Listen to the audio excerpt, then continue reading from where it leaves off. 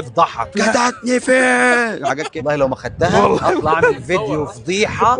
فنان شريف رمزي عامل ايه؟ قول الحمد لله. اخبار دوري عامل كتافلام ايه معاك؟ الحمد لله تمام كله تمام؟ مية مية. وبما ان عرفنا انك انت جاي وان كتافلام بقت اونلاين جيم. الله هو ده يعني الشغل ممكن بقى. تلعبها اونلاين الله على اكسب. الله وبتكسب جوائز كمان. لا والله العظيم. حلوه ايه الفكره رايك؟ جميله. دلوقتي معانا اه مسابقه عنك باسمك شريف رمزي. يا سلام على الحلاوه فيها اسئله والجمال. كلها عنك.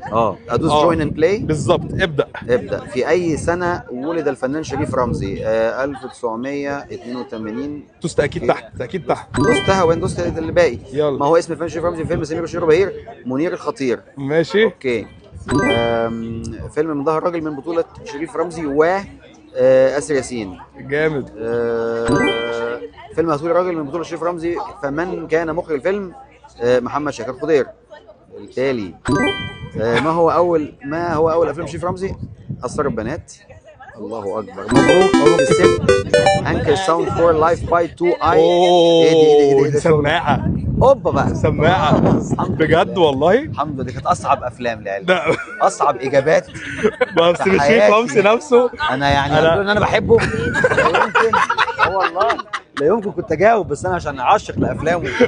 والله. لا بس هايل انا اجيب لك السماعة بجد. افضحك والله بجد. والله لو ما خدتها اطلع اعمل فيديو فضيحه.